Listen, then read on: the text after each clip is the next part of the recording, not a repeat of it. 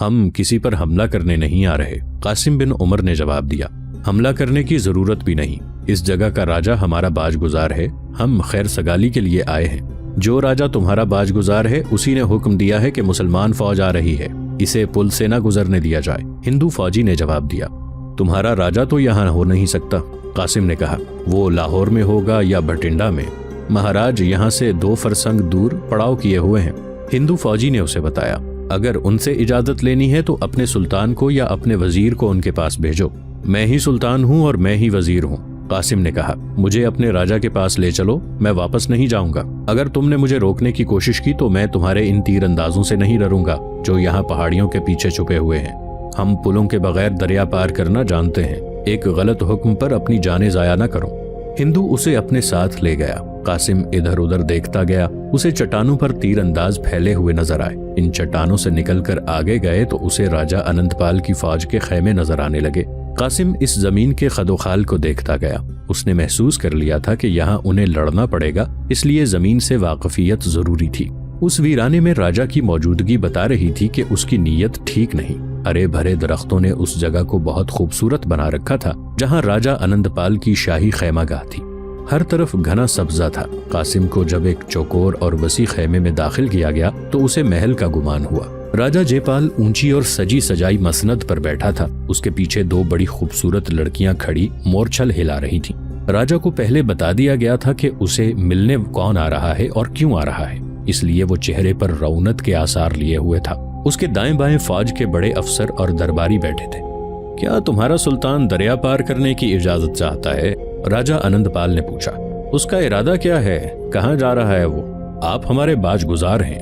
قاسم نے کہا، آپ نے ابھی تک تاوان بھی نہیں دیا، معاہدے کے مطابق آپ ہمارے مطیع ہیں۔ آپ یہ پوچھنے کے حق سے محروم ہیں کہ سلطان کیوں دریا پار کرنا چاہتا ہے۔ میں آپ کو یقین دلاتا ہوں کہ ہماری فوج آپ پر حملہ کرنے نہیں آ رہی، ہم امن اور اطمینان سے گزر جائیں گے۔ ہم تمہاری گستاخی معاف کرتے ہیں، راجہ اننت پال نے کہا۔ ہم کسی کے باج گزار نہیں ہیں، معاہدے کرنے والا میرا باپ تھا، وہ مر گیا ہے۔ تمہارے سلطان نے مجھے شکست نہیں دی تھی، میں کوئی تاوان ادا نہیں کروں گا۔ اپنے سلطان سے کہنا، میں اچھی طرح جانتا ہوں کہ تم اپنی فوج کو کہاں لے جا رہے ہو، ہم تمہیں ملتان جا کر اڈا نہیں بنانے دیں گے۔ ہماری نظریں ان پہاڑوں کو چیر کر دیکھ لیا کرتی ہیں کہ ان کے پیچھے کیا ہو رہا ہے۔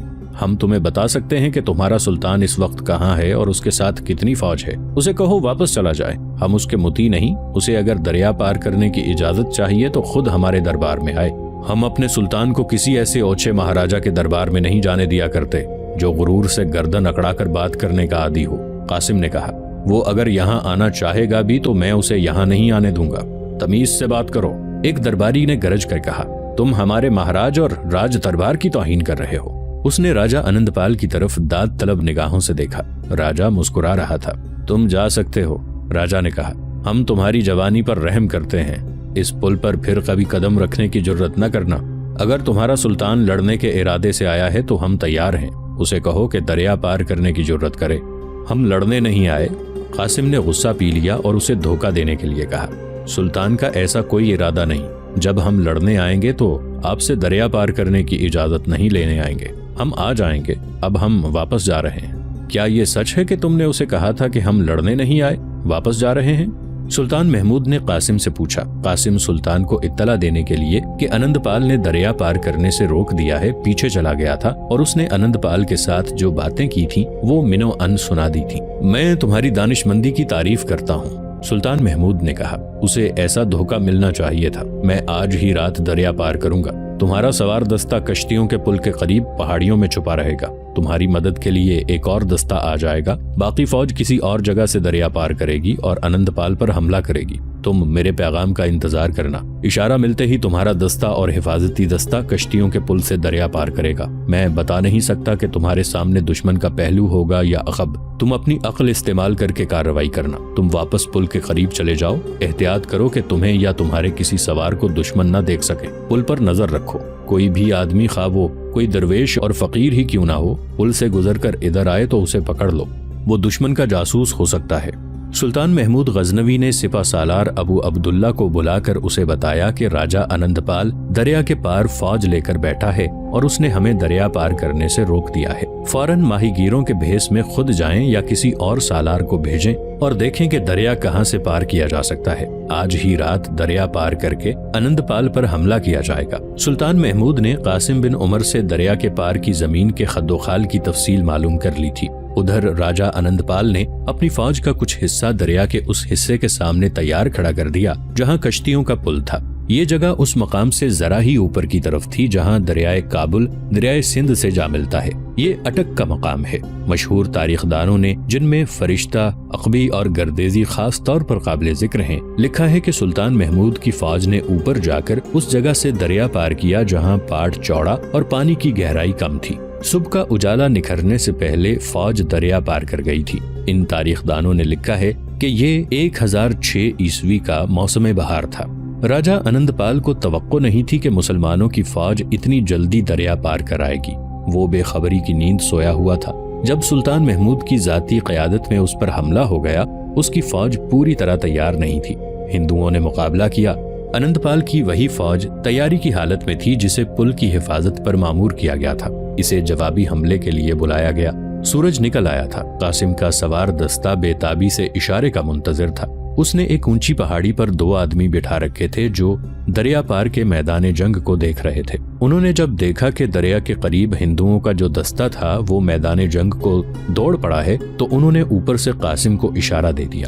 قاسم نے اپنے دستے کو برق رفتار یلغار کا حکم دے دیا۔ اس کے پیچھے ایک اور سوار دستہ تھا۔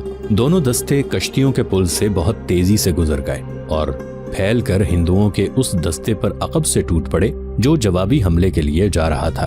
راجہ آنند پال کو سنبھلنے اور میدان جنگ کو سنبھالنے کا موقع ہی نہ مل سکا۔ اس کے لیے اب یہی چال رہ گئی تھی کہ اپنی جان بچائے۔ وہ بھاگ نکلا۔ اس کی فوج بکھر گئی۔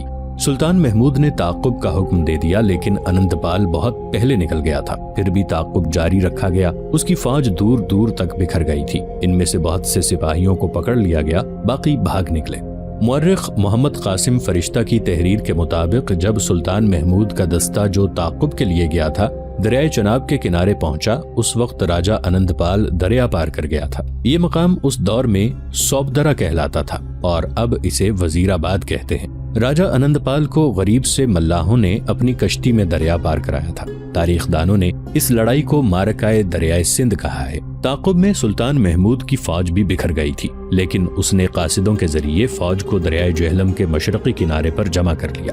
اس اجتماع کی تکمیل میں 1 ماہ کا عرصہ لگا۔ ان کی کوشش تھی کہ بجی رائے کی فوج کے ساتھ ٹکر نہ ہو کیونکہ فوج تھک چکی ہے اور ہمارے ساتھ رسد اتنی زیادہ ہے کہ لڑائی کی صورت میں ہم اسے سنبھال نہیں سکیں گے۔ اس کی حفاظت میں دشواری پیش آئے گی۔ ہمیں اب ملتان پہنچنا ہے۔ میں چاہتا ہوں کہ داؤد بن نصر کو پہلے ٹھکانے لگایا جائے۔ آستین کے سانپ کو مارنا ضروری ہے۔ وہاں سے فوج نے کوچ کیا تو بھی قاسم بن عمر کا دستہ ہراول میں تھا۔ اس کے دستے کے کچھ ساتھی مارے گئے تھے۔ تیسرے روز قاسم اپنے دستے کے آگے آگے جا رہا تھا۔ اس کے ساتھ اس کے علاقے کے 2 گائیڈ تھے جو گھوڑوں پر سوار تھے۔ قاسم کو 400-500 گز دور ایک آدمی نظر آیا جو گھوڑے پر سوار تھا۔ اس نے گھوڑا روک لیا اور وہ قاسم کے دستے کو دیکھ رہا تھا۔ اس آدمی نے گھوڑا موڑا اور ایڑ لگا دی۔ یہ بھی ہو سکتا تھا کہ وہ فوج سے ڈر کر بھاگ اٹھا ہو، لیکن قاسم کو یہ خطرہ محسوس ہوا کہ یہ آدمی بجے رائے کی فوج کا آدمی ہو سکتا ہے اور وہ بھیرا میں اطلاع دے گا کہ فوج آ رہی ہے۔ قاسم نے اپنے گائیڈوں سے پوچھا کہ بھیرا کتنی دور ہے اور کس سمت کو ہے۔ اسے سلطان محمود کی یہ ہدایت یاد تھی کہ بھیرا سے دور گزرنا ہے۔ اپنے گائیڈ کو اس نے یہی بتایا تھا۔ گائیڈوں نے اسے بتایا کہ بھیرا قریب ہی ہے اور یہ سوار بھیرا کی سمت گیا ہے۔ قاسم بن عمر نے 2 سوار اپنے ساتھ لیے اور اس آدمی کے تعاقب میں گھوڑا دوڑا دیا۔ وہ خاصا آگے نکل گیا تھا لیکن قاسم اور اس کے 2 سواروں کے گھوڑے بہت تیز تھے۔ فاصلہ کم ہوتا جا رہا تھا۔ پھر انہیں بھیرا کے قلعے کے برج نظر آنے لگے۔ بھاگنے والے اور تعاقب کرنے والوں کے درمیان فاصلہ اور تھوڑا ہو گیا تھا۔ کمانے نکالو، قاسم نے اپنے ساتھیوں سے کہا۔ یہ شہر تک زندہ نہ پہنچے۔ دونوں سواروں نے دوڑتے گھوڑوں سے تیر چلائے۔ ایک تیر سوار کی پیٹھ میں اور دوسرا گھوڑے کی پیٹھ میں لگا۔ گھوڑا اور تیز ہو گیا۔ قاسم کے سواروں نے 2 اور تیر چلائے لیکن بھاگنے والا سوار پیٹھ میں ایک تیر لیے ہوئے دور نکل گیا تھا۔ دونوں تیر ضائع گئے۔ اب شہر کی دیوار نظر آنے لگی تھی جو عام قلعوں کی نسبت زیادہ اونچی تھی۔ گھوڑا سوار شہر کے دروازے میں داخل ہو گیا۔ قاسم اور اس کے ساتھیوں نے گھوڑے موڑے اور اپنے دستے کی طرف چل پڑے۔ راجہ بجی رائے اپنے دربار میں بیٹھا تھا۔ اسے اس کی فوج کا سپہ سالار، جسے وہ سیناپتی کہا کرتے تھے، رپورٹ دے رہا تھا کہ چھاپا ماروں کو گئے 1.5 مہینے سے زیادہ کا عرصہ گزر گیا ہے، ابھی تک سلطان محمود غزنوی کی فوج نہیں آئی۔ انہوں نے راجہ کے سامنے وہی نقشہ رکھا ہوا تھا جو داؤد بن نصر نے عاصم عمر کو دیا، اور اس پر وہ راستہ بتایا تھا جس سے اسے سلطان محمود کی فوج کو لانا تھا۔ بجی رائے نے اس فوج کو راستے میں شیخوپورہ سے نقصان پہنچانے کے لیے چھاپا ماروں کی خاصی تعداد بھیج دی تھی، اور انہیں یہ احکام دے دیے تھے۔ وہ ہر روز اس خبر کی امید لے کر جاگتا تھا کہ سلطان محمود کی فوج پر چھاپا ماروں کے شبخون شروع ہو گئے ہیں، مگر ہر روز مایوسی کے سوا اسے کچھ بھی حاصل نہ ہوتا تھا۔ پھر یہ فوج گئی کہاں؟ بجی رائے نے اپنے سیناپتی سے غصے سے کہا۔ پشاور سے اطلاع آئی تھی کہ وہاں سے فوج چل پڑی ہے، اس کے بعد کچھ پتہ نہیں چلا۔ میں آپ سے پھر کہتا ہوں کہ یا داؤد نے آپ کو دھوکہ دیا ہے، یا سلطان محمود کا جو سالار داؤد کے پاس آیا تھا وہ دھوکہ دے گیا ہے۔ سیناپتی نے کہا، آپ مسلمانوں پر بھروسہ کر کے بہت بڑی غلطی کر رہے ہیں۔ اتنے میں بجی رائے کو اطلاع دی گئی کہ اپنا ایک سوار آیا ہے جس کی پیٹھ میں تیر اترا ہوا ہے۔ بجی رائے ابھی کچھ کہنے بھی نہ پایا تھا کہ وہ آدمی اندر آ گیا۔ اس کی پیٹھ میں تیر اترا ہوا تھا اور خون سے اس کے کپڑے لال ہو گئے تھے۔ میں نے مسلمانوں کی فوج کا ایک سوار دستہ دیکھا ہے، اس آدمی نے کہا، اور وہ سمت بتائی جدھر سے دستہ آ رہا تھا۔ 3 سواروں نے میرا تعاقب کیا اور مجھ پر تیر چلائے، ایک مجھے لگا ہے اور دوسرا میرے گھوڑے کو۔ یہ دستہ ہراول کا ہو سکتا ہے، یہ ہے وہ فوج جس کا ہم انتظار کر رہے ہیں، بجی رائے نے کہا، اور خبر لانے والے زخمی کو نظر انداز کر کے سیناپتی سے کہا، ہم محمود کو اتنی مہلت نہیں دیں گے کہ وہ شہر کا محاصرہ کر سکے۔ اس کی فوج کوچ کی تھکی ہوئی ہوگی، ہم اسے راستے میں روکیں گے اور شہر سے دور لڑیں گے۔ ذرا ہی دیر بعد سنکھ اور نقارے بج اٹھے، بھیرا کی فوج میں ہڑبونگ مچ گئی، ہاتھیوں کی چنگھاڑ سنائی دینے لگی، ہزاروں گھوڑے ہنہنانے لگے۔ فوج کے دیکھ بھال کے آدمیوں کو یہ دیکھنے کے لیے دوڑا دیا گیا کہ مسلمانوں کی فوج کہاں ہے۔ تھوڑی دیر بعد اطلاع آ گئی کہ سلطان محمود کی فوج شہر سے 8-10 میل دور سے گزر رہی ہے۔ بجی رائے نے حکم دیا کہ فوج کو اس راستے پر جنگی ترتیب میں کر دیا جائے۔ دیکھتے ہی دیکھتے بجی رائے کی فوج شہر سے نکل گئی۔ قاسم بن عمر واپس جا کر اپنے ہراول کے دستے سے پیچھے سپہ سالار ابو عبداللہ کے پاس چلا گیا اور اسے بتایا کہ ایک سوار نے انہیں دیکھ لیا ہے اور وہ ہمارے تیروں سے زخمی ہو کر شہر میں چلا گیا ہے۔ ابو عبداللہ نے سلطان محمود کو اطلاع دی۔ سلطان پریشان سا ہو گیا، تاہم اس نے رسد کے قافلے کو وہیں روک کر اس کے ارد گرد حفاظت کا انتظام کر دیا۔ قاسم کو ہی دیکھنے کے لیے بھیجا گیا کہ بجی رائے کی فوج کی نقل و حرکت دیکھ کر اطلاع دے۔ قاسم بن عمر جو اطلاع لے کر آیا وہ تشویشناک تھی۔ بجی رائے نے بھیرا شہر سے 3-4 میل دور ایسی زمین پر جس کے نشیب و فراز اور خد و خال اسی کو فائدہ دے سکتے تھے، اپنی فوج کو جنگی ترتیب میں پھیلا دیا تھا۔ سب سے آگے ہاتھی تھے۔ سلطان محمود نے اس کے مطابق اپنی فوج کو 3 حصوں میں تقسیم کیا اور آگے بڑھا۔ اسے ہاتھیوں کی کمزوریوں کا علم تھا، وہ جانتا تھا کہ ہاتھی زخمی ہو کر پیچھے کو بھاگتے اور اپنی ہی فوج کو کچلنے لگتے ہیں۔ چنانچہ اس نے ان پیادوں سے آمنے سامنے کا حملہ کیا جو تیروں اور برچھیوں سے مسلح تھے۔ ہاتھیوں نے حملہ روکنے کے لیے پیش قدمی کی، کئی ہاتھی زخمی ہو کر بے قابو ہوئے، پیچھے کو بھاگے، مگر پیچھے بجے رائے کی کوئی فوج نہیں تھی جسے ہاتھی کچلتے۔ ہاتھیوں کے بھاگنے اور گھوم پھر کر لڑنے کے لیے زمین خالی رکھی گئی تھی۔ سلطان محمود ایک جگہ سے میدان جنگ کو دیکھ رہا تھا۔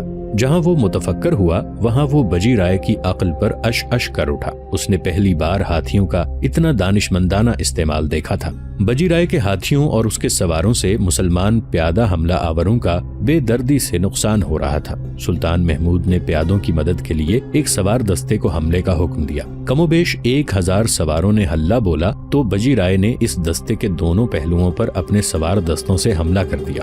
مسلمان سوار اپنے پیادوں کی مدد کو پہنچ ہی نہ سکے۔ ہندو بہت دلیری سے اور ان کے کمانڈر فنی فہم و فراست سے لڑ رہے تھے۔ سلطان محمود نے دشمن کے عقب میں دستے بھیجے، مگر بجی رائے نے اس کا بھی انتظام کر رکھا تھا۔ اس کے دستوں نے سلطان محمود کے دستوں کو راستے میں ہی روک لیا اور کسی سمت سے ان پر ہاتھی دوڑا دیے۔ ہاتھیوں کے سوار تیروں کا می برساتے آ رہے تھے۔ مسلمان دستوں کے لیے آگے بڑھنا ناممکن اور پیچھے ہٹنا دشوار ہو گیا۔ اس بھیانک جنگ کے پہلے دن کا سورج غروب ہو گیا۔ سلطان محمود کو شکست اور پسپائی صاف نظر آنے لگی۔ اس نے اپنے سپہ سالار ابو عبداللہ کو ساتھ لے کر دور کا چکر کاٹ کر بھیرا شہر کے قریب جا کر اندازہ لگایا کہ بجی رائے کی توجہ میدان جنگ سے ہٹانے کے لیے شہر پر یلغار کی جا سکتی ہے یا نہیں۔ لیکن شہر کے باہر بجی رائے نے تیر انداز دستے مورچہ بند کر رکھے تھے۔ اس دوران رات کو سلطان محمود کی رسد پر حملہ ہو گیا۔ یہ سلطان کا طریقہ جنگ تھا جسے ہندو فوج اس کے خلاف استعمال کر رہی تھی۔ رات جاگتے گزر گئی۔ سلطان محمود نے نماز سے فارغ ہوتے ہی دشمن کے ایک پہلو پر پیادہ دستے سے حملہ کرایا، مگر یہ پیادے کچلے گئے کیونکہ جسے سلطان محمود پہلو سمجھ رہا تھا وہ پہلو نہیں تھا۔ سلطان کا یہ دستہ پھندے میں آ گیا۔ ابو عبداللہ نے قاسم بن عمر کے سوار دستے کو مدد کے لیے آگے بھیجا۔ اس دستے نے ایک قسم کا خودکش حملہ کیا۔ بے تحاشا کچھ تو خون ہو رہا تھا۔ مارکا بڑا ہی خونریز اور بھیانک تھا۔ مورخوں کے مطابق دونوں فوجوں کا بے انداز نقصان ہو رہا تھا۔ زمین لال سرخ ہو گئی تھی اور دوسرے دن کا سورج بھی گرد و غبار، زخمیوں کی آہ و بکا اور جانوروں کے شور و غل میں ڈوب گیا۔ تیسرے دن سلطان کی فوج تقریباً آدھی رہ چکی تھی اور اس کی رسد کا خاصا حصہ بھی تباہ ہو چکا تھا۔ اس روز کی لڑائی نے سلطان محمود کو مایوس کر دیا۔ معروف مورخ محمد قاسم فرشتہ نے اس خوفناک منظر کا آنکھوں دیکھا حال ان الفاظ میں بیان کیا ہے۔ سلطان محمود اس حد تک مایوس ہو گیا کہ اس نے جنگ بندی کا فیصلہ کر لیا۔ اس نے جب اپنی فوج کو بے جگری سے لڑتے دیکھا اور یہ دیکھا کہ بجی کچی فوج کا جذبہ ابھی زندہ ہے تو اس نے اپنے محفوظہ کے دستوں سے ان الفاظ میں خطاب کیا کہ میں فتح کے لیے اپنی جان خدا کے حضور پیش کرتا ہوں۔ حملے کی قیادت میں خود کروں گا۔ سلطان کے الفاظ اور لہجے اور انداز میں جادو کا اثر تھا۔ محفوظہ کے دستوں کے نعرے نے بھیرا کے آسمان کو ہلا ڈالا۔ سلطان نے خود ان دستوں کی قیادت کی اور برق رفتار حلہ بول دیا، مگر بجی رائے کے دستوں نے یہ حلہ بھی بیکار کر دیا۔ سلطان نے اپنے دستے پیچھے کر لیے۔ بجی رائے اب زیادہ تر دفاعی جنگ لڑ رہا تھا۔ سلطان محمود گھوڑے سے اترا اور قبلہ رو ہو کر 2 نفل پڑھے۔ سلام پھیرتے ہی وہ تیزی سے اٹھا اور گھوڑے پر سوار ہو کر اس نے گلا پھاڑ کر کہا، مجھے خدا نے فتح کا اشارہ دیا ہے، مسلمانوں آگے بڑھو۔ مسلمان سپاہیوں نے نعرہ تکبیر بلند کیا اور دوسری بار حلہ بولا۔ فرشتہ لکھتا ہے کہ بجی رائے بھی مسلمانوں کے تابڑ توڑ حملوں سے گھبرا گیا تھا۔ ادھر جب سلطان خدا کے حضور سجدہ ریز تھا، بجی رائے اپنے 2 پنڈتوں کے درمیان اپنے کسی دیوتا کے بت کے آگے ہاتھ جوڑے کھڑا گڑ گڑا رہا تھا۔ اس کی فوج کا بہت سا حصہ مارا گیا اور باقی فوج تھک چکی تھی۔ بجی رائے کو دوسرے حلے کی اطلاع ملی تو وہ بت کے پاؤں کو چوم کر میدان جنگ میں آیا۔ اسے ایک بڑی ہی بلند آواز سنائی دے رہی تھی، مسلمانوں فتح یا موت، مسلمانوں یہ بتوں اور ہمارے رسول صلی اللہ علیہ وآلہ وسلم کی جنگ ہے۔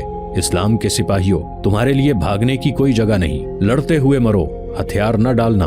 اب مسلمان جذبے کی جنگ لڑ رہے تھے اور قیادت سلطان کر رہا تھا۔ سپہ سالار ابو عبداللہ سلطان کے پہلوؤں اور عقب کا خیال رکھے ہوئے تھا۔ مسلمانوں کی تعداد تھوڑی رہ گئی تھی اور دوسرا خطرہ یہ کہ سلطان جذبات کے جوش میں آ گیا تھا۔ ابو عبداللہ نے میدان جنگ کے حقائق اور احوال و قوائف پر نظر رکھی اور دائیں بائیں سے دشمن پر حملے کراتا رہا۔ اس سے سلطان کا یہ حلہ کامیاب رہا۔ بجی رائے نے جو دستے شہر کے ارد گرد پھیلا رکھے تھے انہیں بھی جنگ میں جھونک دیا اور سورج غروب ہو گیا۔ اگلے روز بجی رائے کا جھنڈا کہیں نظر نہیں آ رہا تھا۔ اس کی فوج بکھر رہی تھی۔ ابو عبداللہ نے شہر پر یلغار کر دی، دروازے توڑ دیے۔ بجی رائے لاپتہ تھا۔ آخر وہ شہر سے کچھ دور ایک وسیع نشیب میں مسلمان سواروں کو مل گیا۔ اس کا محافظ دستہ بھاگ گیا۔ بجی رائے کو للکارا گیا کہ ہتھیار ڈال دے، مگر اس نے تلوار اپنے پیٹ میں گھونپ لی۔ سلطان کی فوج نے 280 ہاتھی زندہ پکڑے اور وہ بھیرا میں داخل ہوا۔ رات کو میدان جنگ میں لاشیں ہی لاشیں تھیں۔ ان میں زخمی بھی تھے اور زخمیوں کا خون بھی۔ ان کے درمیان مشعلیں گھوم پھر رہی تھیں۔ ایک جگہ قاسم بن عمر زخمی پڑا تھا۔ اسے ایک نسوانی آواز سنائی دے رہی تھی، قاسم قاسم زندہ ہو تو بولو۔ بھیرا کی وہ رات آج کی راتوں کی طرح پرسکون اور خاموش نہیں تھی۔ 975 سال پہلے بھیرا کی اس رات کے چاند کا رنگ بھی لال تھا۔ اس چاند کے آگے محمود غزنوی کی فوج کے گھوڑوں اور پیادوں کی 3 دنوں اور راتوں کی اڑائی ہوئی گرد نے پردہ سا ڈال رکھا تھا اور اس میں سے چھن چھن کر آتی چاندنی میں دور دور تک ہزاروں زخمی تڑپ رہے تھے۔ ہزاروں لاشیں بکھری ہوئی تھیں۔ زخمیوں کی آہو بکا سے زخمی گھوڑوں کی کربناک اور بھیانک چیخوں جیسی ہنہناہٹ اور ہاتھیوں کی چنگھاڑ سے رات کانپ رہی تھی۔ میلوں وسیع میدان میں جیسے لہو کا موسلا دھار میں برس گیا تھا۔ آج وہاں خون کا نشان تک نہیں رہا۔ جن شہیدوں کو وہاں دفن کیا گیا تھا ان کی ہڈیاں کبھی کی بھیرا کی خاک میں مل گئی ہیں اور اس خاک میں سے پاکستان کا خمیر اٹھا ہے۔ یہ سرزمین اللہ کے ان سپاہیوں کے لہو سے دھلی ہوئی ہے جو یہاں کے رہنے والے نہیں تھے۔ وہ بہت دور سے آئے تھے۔ وہ غزنی کی زمین کے سپوت تھے جنہوں نے بھیرا کی ان مسجدوں میں اذانیں دیں جنہیں ہندوؤں نے مسلمانوں کی دل آزاری کے لیے بت خانے اور استبل بنا دیا تھا۔ انہوں نے محمد بن قاسم کے نعروں کو زندہ کیا تھا۔